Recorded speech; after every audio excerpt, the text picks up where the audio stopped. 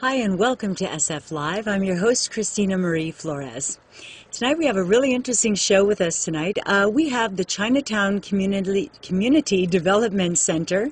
With us tonight we have Norman Fong, who is the Deputy Director of Programs, and Cindy Wu, who is the Community Planning Manager. Welcome.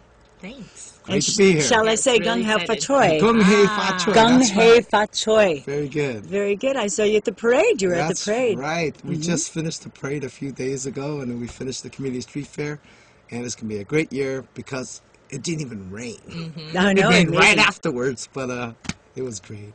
And it was the debut of the new Dragon. Yes, the new Golden Dragon, 238 feet long, 230 feet long. 38 feet long. and Wow. It's brand new. It's beautiful. Now here they take turns with the head because it's very heavy, Yeah, the front yeah. position. I used to do it when I was younger. Now they put you in Yeah. charge of the tail. Now I just do the MC the thing. Yeah. Very nice. And this year, the ox. Year of the Ox. And what is that supposed to bring That's us? a reliable, hardworking, but steady Resilient. year. Yeah. Resilient. How about money? Is there money involved coming in from the ox? Well, I think it's going to be a better year than the last one. Okay, good. That's It better true. be. Very Persevere. good. Excellent. Well, the Chinatown Community Development Center. Now, what services does this center offer? Well, Cindy heads our planning department. And Chinatown CDC is one of the few groups that thinks big picture, what's best for the community. We also do resident services for the seniors that live in our building. And what's kind of new and what a lot of people don't know about is there are a lot of folks living in jam-packed conditions in Chinatown. We have old housing, there are single rooms, and to the surprise of many, we have a lot of families squeezed into those single rooms. A No whole family bathrooms. in one room. Whole families, no common kitchens if they're lucky, common restrooms, and so we have some poverty in our community too. But on the positive side, we have a lot of involvement from our youth who lead tours of Chinatown that everyone should sign up for Okay, on okay, Saturdays, already- 11 o'clock. Already he's pitching. That's okay. Let me start off by asking, how did the organization start? How did that start? In 1977, there were 5 grassroots organizations that needed help. And do you remember them, Cindy? Uh-oh. See, Chinatown Better Park and Rec, Open Space Group, yes. Chinatown Coalition for Better Housing, Better Housing, Chinatown TRIP, Transportation Research Improvement Program, yep. the Public Housing Public housing residents, we've been at helping them Pinging, out. Yeah. and the 5th was the facilities. Yeah, Chinatown. You're Cindy good. gets an A. She gets an A. So I think what's really important about that is that Chinatown CDC's history comes from grassroots empowerment, it comes from volunteerism, comes from really caring about the community, and I think that's the spirit that we try to embody today. Even though we've grown to do so many other things, we do housing development, we do property management, we still do the community organizing, we have a planning program now, we have a youth program, and I think that the grassroots empowerment work filters through all of those different project areas, and that's what's really important and special about our organization. Yeah. Now, give us a little history. I don't think a lot of people are very familiar with the history of Chinatown. They know where it is. We go there, it has lovely dim sum, fun architecture, but is there more to it? There's more to the history of Chinatown. Can you take us on a little trip? Okay, let's see. I was born in 1951. Well, actually, this Sunday is a grand reopening of Angel Island. And that's where it begins for me because my father came through Angel Island. And a lot of immigrants had a hard time, participating fully in American life. But Chinatown was at least home for them. For me, I've been part of Chinatown all my life, and I plan to keep working there with the community until, well, we'll see how long. But anyway, Chinatown is the beginnings of San Francisco, too. People don't know the waterfront was right there in Montgomery, all the way down. And Chinatown, Portsmouth Square, was the town square. So actually, the Chinese-American history links to San Francisco's history. And a lot of people just see it for the restaurants, like you said. But actually, the more you learn about Chinatown, the more you learn about San Francisco, too. Like you said, tunnels and all this. Yeah, a lot of people don't know about the underground tunnels.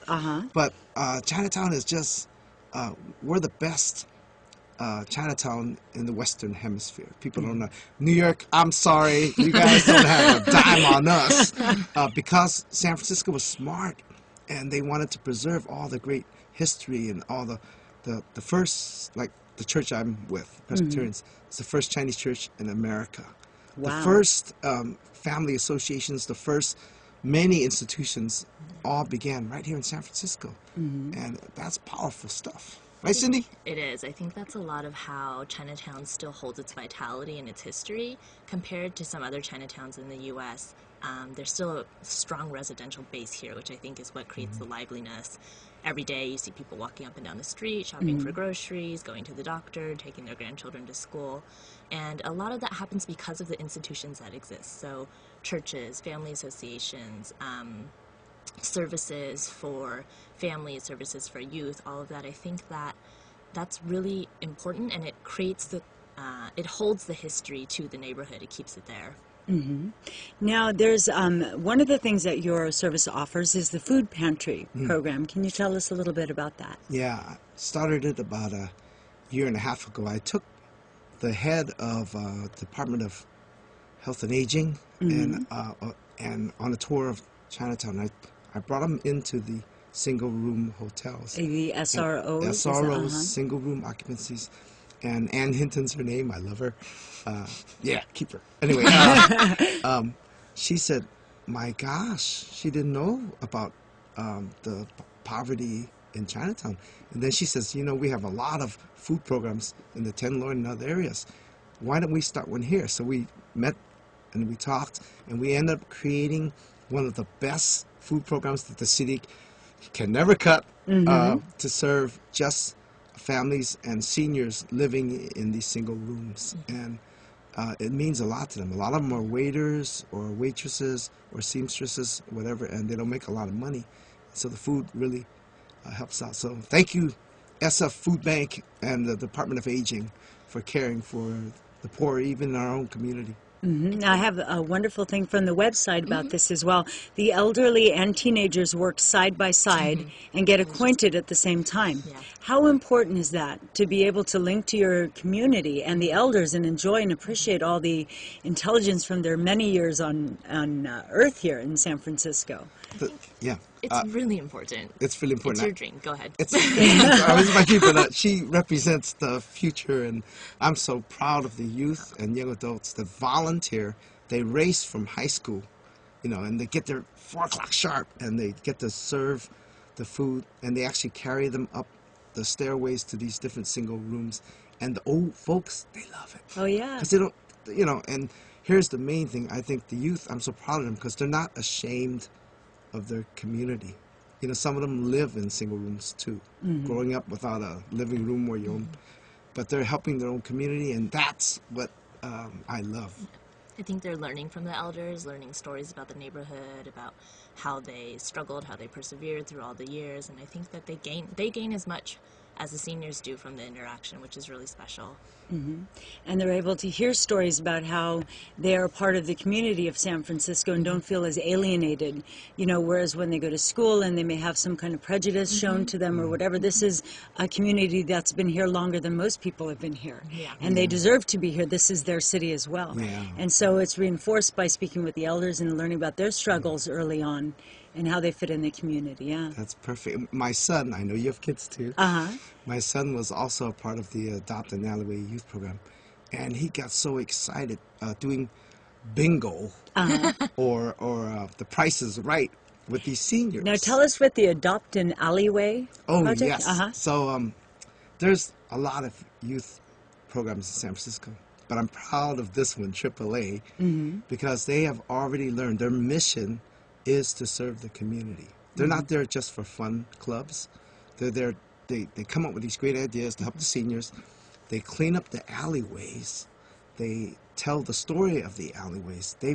They understand the importance of preserving and caring for the community. And I want to cry because I think when youth, you know, are motivated, they go all out. I mean, they're cool. They're going to do a workathon. What's the date now? April 11th, I think? I think so. Yeah. They do this cool workathon, and they invite high schoolers from around the city. So anybody in San Francisco, anybody who wants to roll up their sleeves, help, paint some bathrooms or sweep the streets, sign up with Adopt an Alleyway, and I think you have our phone number. Huh? I'm sure we do, and I'm sure it's right under you as we speak, just floating right below you like magic.